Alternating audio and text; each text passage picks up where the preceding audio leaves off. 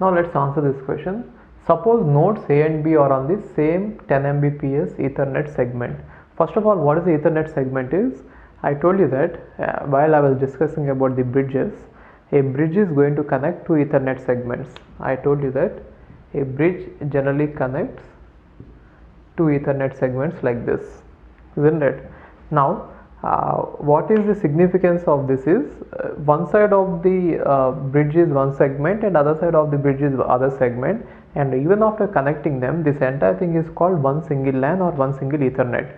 See, both sides are called as just the segments, and any stations or the number of stations which are present in on one segment will collide with each other. Therefore they are all present in one collision domain. So if two stations are present on one side of the Ethernet segment, then definitely there is they will collide with each other. That is what a meaning is. Now they are saying that A and B are on the same side, therefore they will collide. Now, and the propagation delay between A and B is 225 bit times. So if A is here and if B is here, you can assume A and B to be any, it is this B is bridge.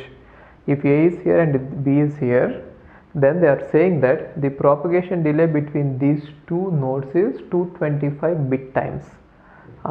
They are talking about the bit times. We shall come back to that point. Whatever they are saying, that they are giving you the propagation delay between them. Suppose A and B send the frames at time t equal to 0, which means both of them are sending the frames at exactly the same time. When they send the carrier, if no one is sending, they are transmitting at the same time. Definitely there will be collision, isn't it? When at any time, given time, if two stations start, then definitely there will be a collision. So at time t equal to 0, the frames collide. The frames are going to collide. Then at what time they finish transmitting a jamming signal. The concept is, whenever any station receives the collision signal, they are supposed to transmit the jamming signal, and now here the jamming signal is 48 bit. So before going ahead and solving this question, what are the few things that you should know is, one is, what is bit times? Generally time propagation delay is measured in seconds, right? But here it is given in bit times. I already discussed about what a bit time is and what the normal time is when I was discussing about I think token ring concept. Anyway, I'll explain it again.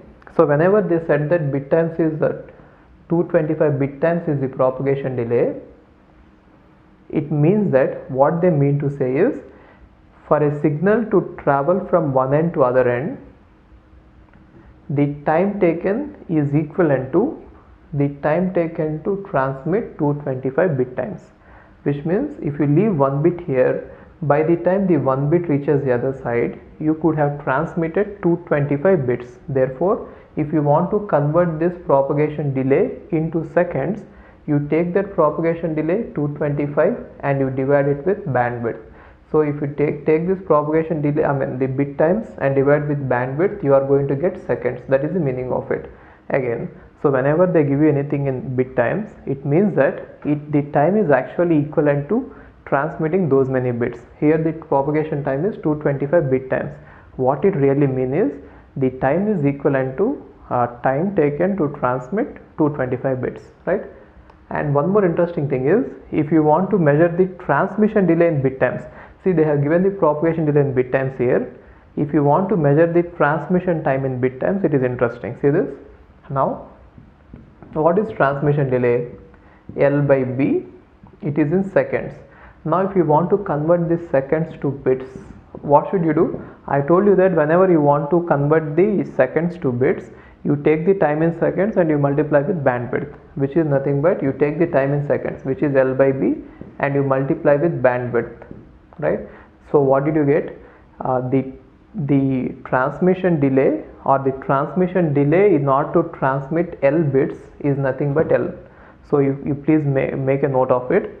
The transmission delay in bit times is equal to the size of the packet itself. The reason is, whenever any time is given in bits, it can be interpreted this way. If some time is given as k bit times, it is nothing but that time is equivalent to transmit k bits. Now if they are asking that, let us say I have b bits, some b bits, what is the transmission time in bit times, which is nothing but by the time I transmit b bits, how many bits I could have transmitted? B bits. Okay, it is very logical. If you didn't understand it, just by heart it. Always remember that the transmission delay, if it is asked in bit times, is equal to the size of the packet. Otherwise, the propagation delay is nothing but you take the delay, whatever is given in bit times, you take it and divide with bandwidth, you are going to get it in seconds. So the transformation is like this.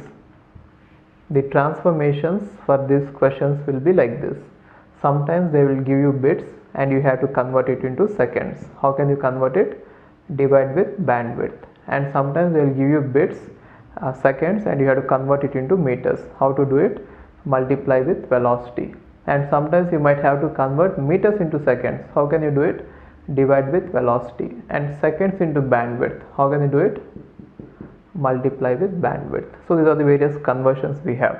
Sometimes they will give you bit delay and you want to convert it into meters.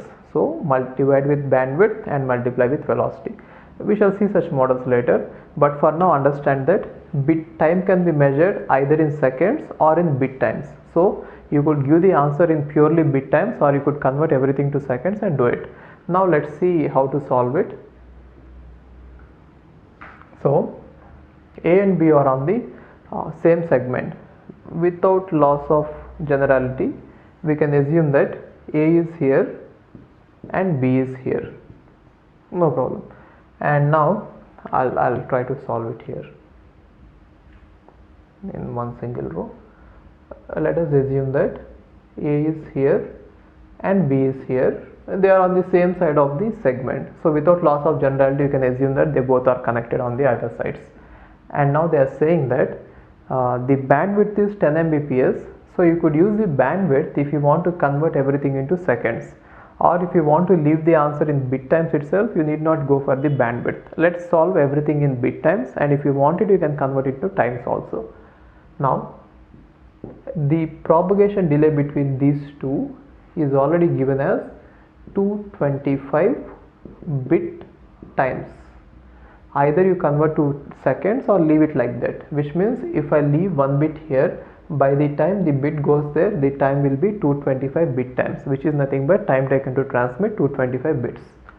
So at time t equal to 0, both are going to start. That is what they are saying, which means at time t equal to 0, A and B, both of them starts.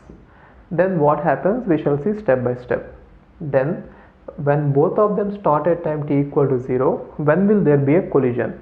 Exactly midway, isn't it? Which means when A's first bit reaches the midpoint, all the next bits will be standing behind it, and B's first bit will be reaching the midpoint, all the next points will be standing behind it. Therefore exactly the midway there is a collision.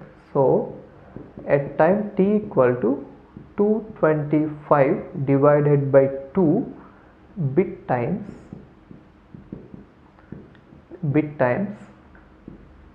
A and B, they collide. I mean, it is not A and B, the frames from A and B collide, right? Now when there is a collision at exactly 225 point by 2, there is a collision at this point. Now the collision signal is going to travel in both the directions, and when the collision signal is going to travel, all the bits standing behind it, everything will be corrupted. Now the collision signal will start traveling in the backward direction like this. Collision signal will have a different frequency. That is how both the stations will understand that there is a collision. Now when the collision signal is coming back, at what time A and B will find the collision? If the collision signal started from midway at 225 by 2, by what time the collision signal reaches the either ends? At time t equal to 225 bit times, exactly A and B detects the collision.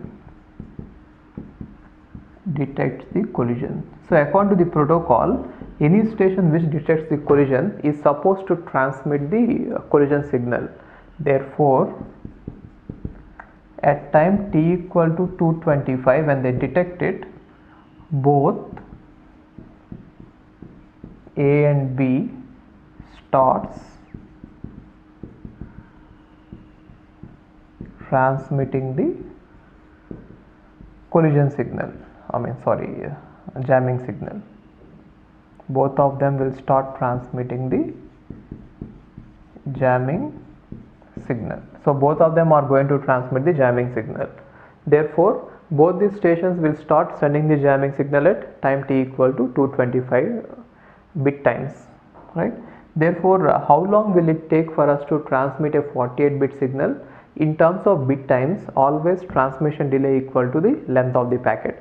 So if you are going to transmit 48-bit signal, then the in bit times the transmission delay is equal to 48. So if they started transmitting at 225 bit times, then how many bit times will it take totally?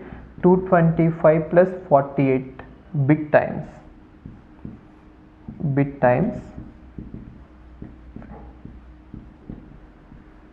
A and B will finish transmitting.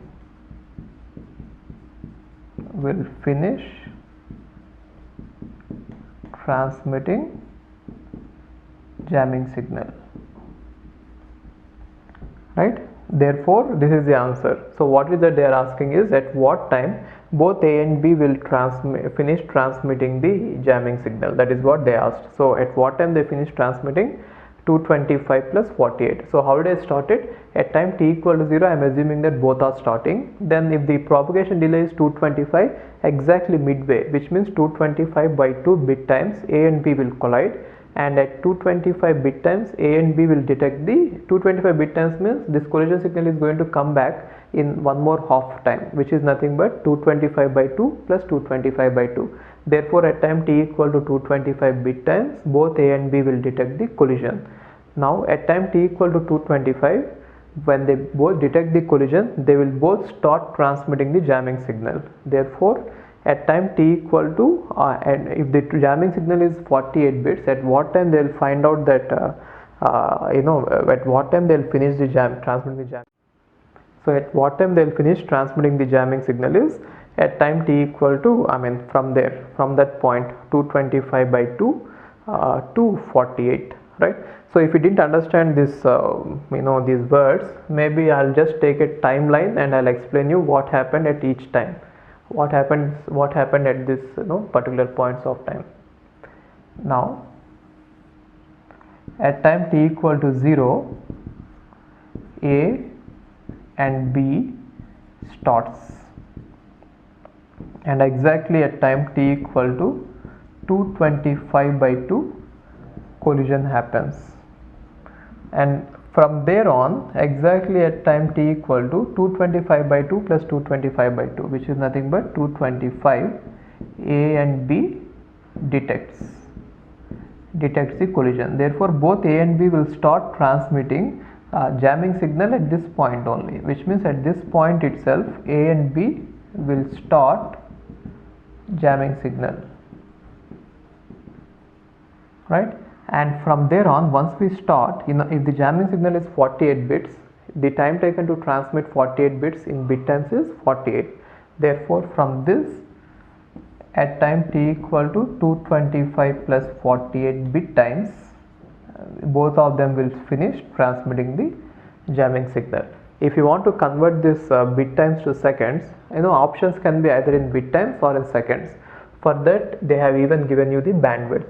So you take the bit times and divide it with 225, 10 Mbps, then you are going to get time in seconds. If you want the time in seconds, then time in seconds equal to 225 plus 48